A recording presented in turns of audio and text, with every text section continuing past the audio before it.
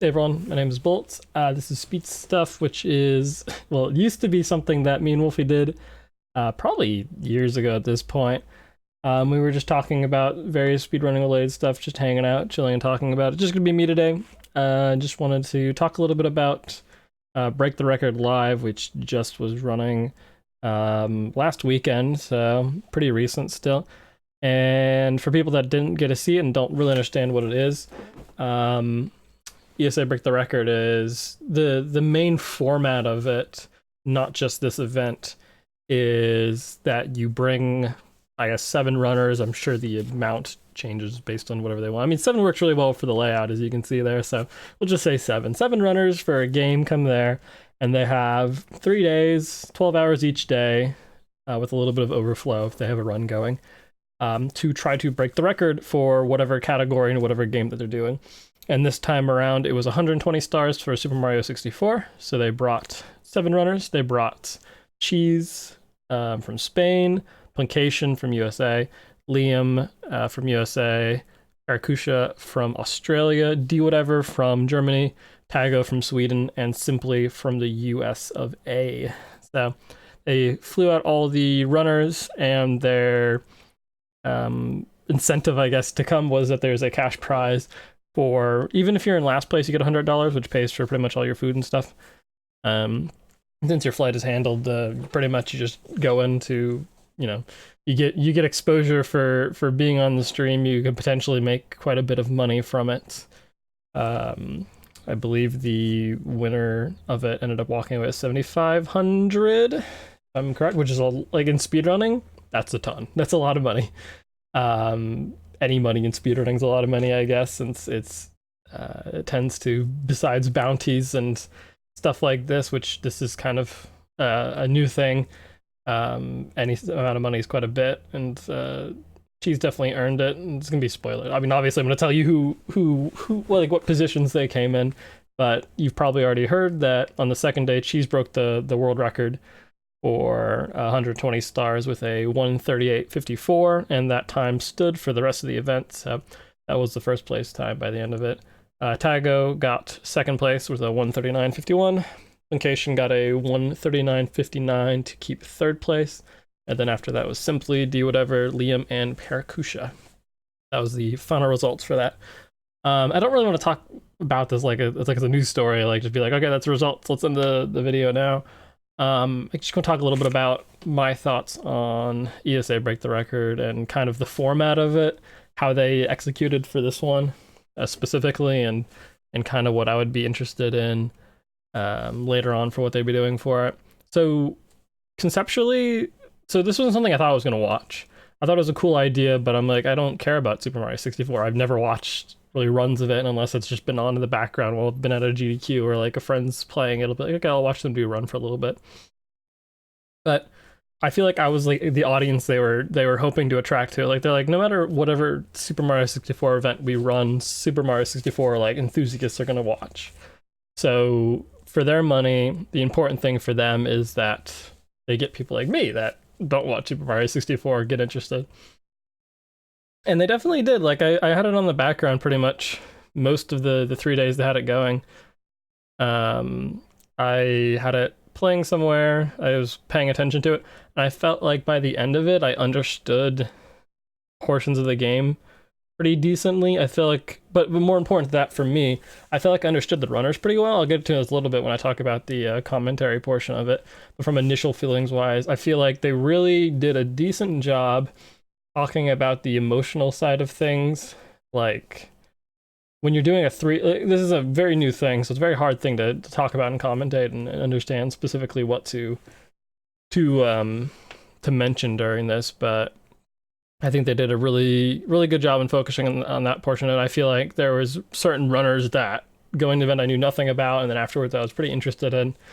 So I feel like they achieved that fairly well. Like, to get someone like me that's pretty non-lost by pretty much anything with Super Mario 64 to not only watch but be interested in what's happening with it and be interested in the runners outside of the event, I think is a pretty good thing. And my thought is that, okay, this obviously, I think from their perspective, I think this worked. I think they feel like this went really well. especially since the record actually was broken. If they hadn't broken the record, I feel like it still would have been interesting, but I've been like, well, you kind of failed the main premise of it. So it was really nice of Cheese to make the name of the event make sense, I guess, a little bit, and not kind of throw them in the bus a little bit. It would have been a small thing. It still would have been an interesting competition, but I think it still would have been for them a little bit like, it would have been nice if we actually broke the record for Break the Record for the very first one. And I'm hoping that this opens the door for future events where they're not doing Super Mario Suits 4, they're doing a less standardized game. I don't know if it will, or if they'll kind of it makes sense to them to just do fairly like popular standardized games, and they're never gonna do some really really obscure indie game that no one's heard of. I'll talk a little bit about like a fun way they could potentially, if they really wanted to, kind of near the end of the video, but I think they could do something like that. But I think they'll do your Zeldas, your Marios, they'll do games like that, because I mean that makes sense. You've got the base audience for that, and then from the base audience you can pull people that aren't normally interested in that. I'll talk also a little bit about what game I'm assuming they're going to do next. I had to make a wild guess. But anyways, in terms of commentary, Bowie the Hero, I knew nothing about beforehand, but they did an incredible job of kind of wrapping things together, keeping things going really well, and just like being really like kind of the MVP in terms of commentary. Like, he did a really really good job with keeping things on task and like kind of moving things around and keeping everybody organized, and always having something to say that wasn't just filling the space as much as it was like actually offering something useful. So I think Bowie did a really really good job. Fuzziness improved quite a bit during the week.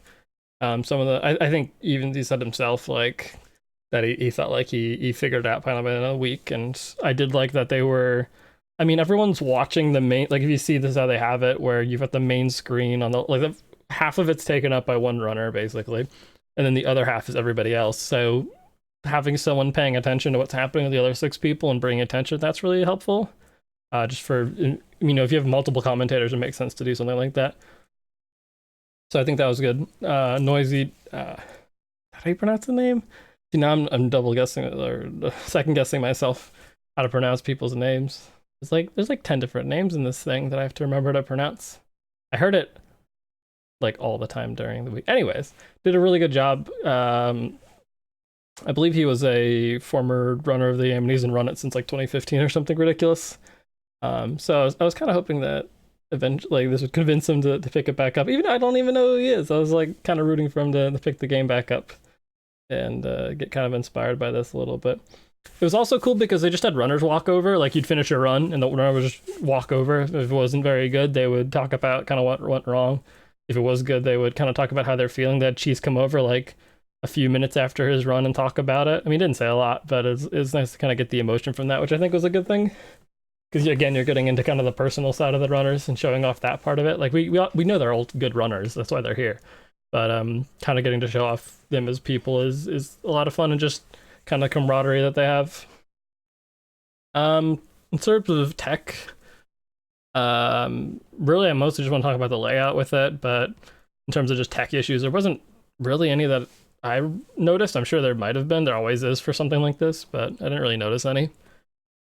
But I feel like the one issue I had with the layout before wasn't even like how the layout was like laid out, I guess, ironically enough.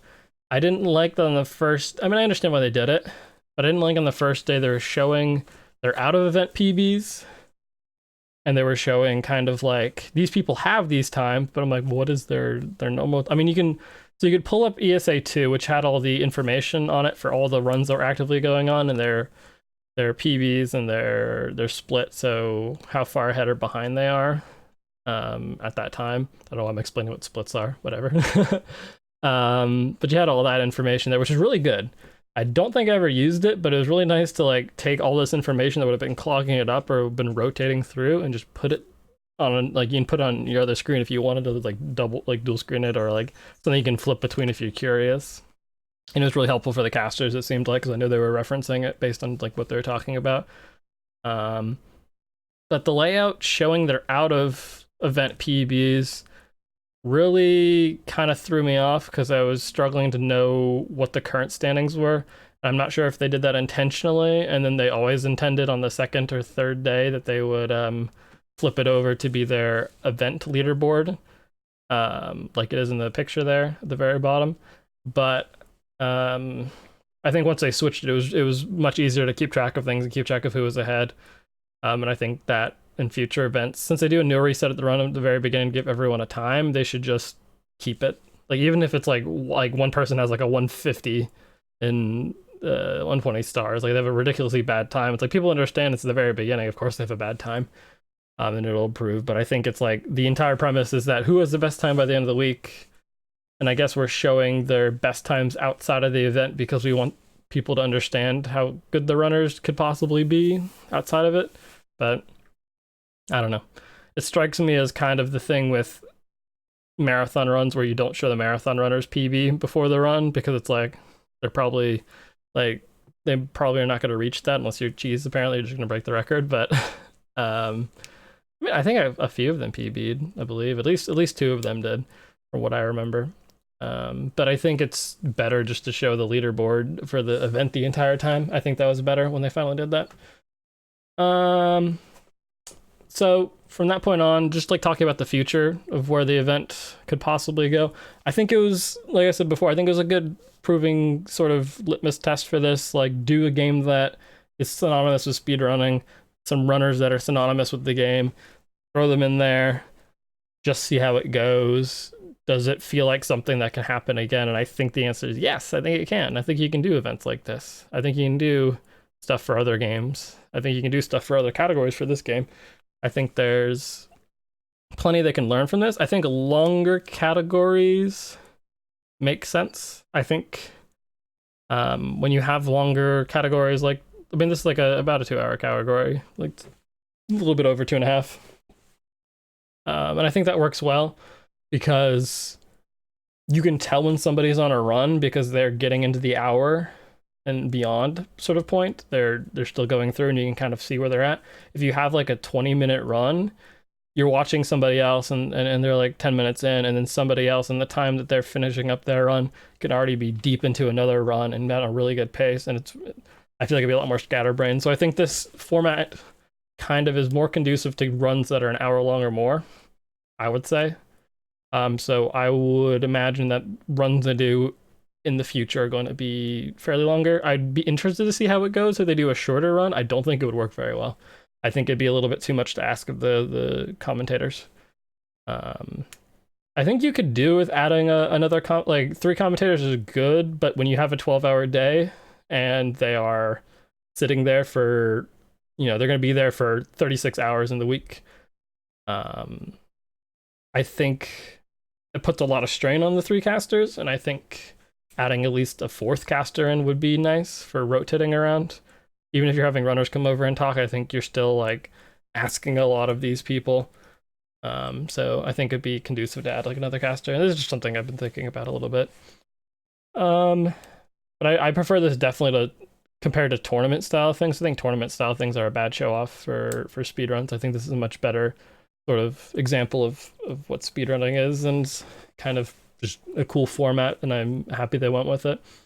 I was talking a little bit on Twitter about there's a group that runs an event called Run of Valid, which is that you get a game that has never been routed before, you break off into groups, and you try to route it, figure out tricks for it, figure out all this different stuff, and then put together I think it's usually a segmented run of it by the end of the time period to show off next to the other group's run, and you kind of see what the other group routed and stuff they were able to find that you didn't find, and vice versa. And I think that would be really fun for an event like this. When I did mention that, Rhythm brought up that for those sorts of events, you usually see the games that were routed and went really well, but there's a lot of games that they'll try to route that don't go very well. So that is an issue, like a potential issue with it, is that you can just pick a game that's a dud, but it would show off kind of some of the routing stuff to be interesting. So I think, you can do something like they just did here. So just try it, just see what happens. Like, it might not work very well. It might work pretty decently. I think it'd be fun. I think it'd be an interesting thing to do, even if it's like an offshoot another event, like it's a little thing that you cut away to and show progress for. You put on the second stream or something like that. I think it'd be fun. In terms of what game they do next, Celeste immediately came to mind. I know that a lot of people are probably tired of Celeste happening in like tournaments and events and stuff, and stop like speedrunners especially are probably like tired of hearing of Celeste, unless you're a Celeste runner. I think it still is a good idea, regardless. They're not going to pick really obscure games, unfortunately. I think you can get a balance between games that are kind of really saturated in terms of speedrunning content and events that happen, but not something completely unknown. You can do kind of a nice mix, a game that is fairly well known, but people can still come in to learn about. And there's a few games I can think of vaguely for that. Some of them I wouldn't want to see that immediately come to mind, but there's some interesting stuff. It's just, I would say, find a game that or a game category that's at least an hour long. I think that's conducive to this format. Decently well known. It doesn't need to be Celeste or Super Mario 64 or some Legend of Zelda game. It can be something different than that, but I think most likely it will be. And just make sure you have enough knowledgeable people at the game where you can have commentators that know what they're talking about, people that can kind of carry it. Like, you need someone that's in the role that Bowie was in, where they can kind of carry the conversation and carry things and kind of organize people around a little bit. You have to have that core base of fans that are going to watch no matter what. People that are going to show up and then, you know, get the interest generated in the event. So people that don't know about the game and don't know about the event will be interested in coming over and seeing about it. If I was running a game that was popular enough to get into this and I was invited to do this, I would, as a runner, would definitely do this. I think it's just a unique atmosphere. You're surrounded by other runners. You're surrounded in this environment. It's very conducive to getting a good time. But I mean, it's also just like, it's a really nice showcase for your game. It's a really nice showcase for you as a person. I think it's nice as a community because you get everyone together and it's kind of a community event. So I think in terms of a runner, I would enjoy something like this quite a bit. My overall thought is just like, I want to see what the next event they do similar to this is, if they decide to. I don't know if I've heard any information based on this that would lead me to believe that they are or are not, but I think from the reception of it, I think there probably is going to be another one. It seemed like a pretty positive reception. I mean, there's some negative stuff about it that I saw people posting, but for the most part, it was fairly positive in general from people inside and outside the community. There were some small issues with it. I think commentary was good overall. There was, especially in the first few days, they were kind of getting their feet wet a little bit, and some of the stuff then was kind of it was kind of all right. But I think in general, I can't even say how the chat experience was, and I don't think that even matters to the event. I always just turn chat off because I don't think that really is a plus or a minus for the event, because Twitch chat, after you get to a certain point with a certain amount of viewers, just kind of ends up getting terrible. So, but anyways, so that's my thoughts. If you watched Break the Record live, feel free to leave your thoughts about it. I did want to get someone else on that had seen it, but I kind of just want to make the video, and I didn't want to wait too long on it before the event had come and gone. If you didn't see it, or just if you did or didn't see it, I'd just still be curious, like, would you be interested in more events like this? And if you could choose any game, basically, to run an event like this and invite like the top 6 or 7 runners to come out and run the game for 3 days, which one would you choose? I'm trying to think which one I would choose. I'm trying to think of a game that I ran that was like an hour long, or a game that I liked that's like an hour long. I think you could do Dark Souls. Could potentially be really interesting. I hadn't even thought of that yet. Dark Souls would be kind of fun if you get like an hour long category for that. Any sort of Soulsborne game would be pretty fun. So that could potentially be a thing. There's definitely enough members in the community for that game that you could get together a decent amount of good runners. You get together commentators that know what they're talking about. You have that base community there that can get the interest generated in it. And I think you could definitely get some cool sort of um, some sort of cool content made from that, and just an interesting event in general.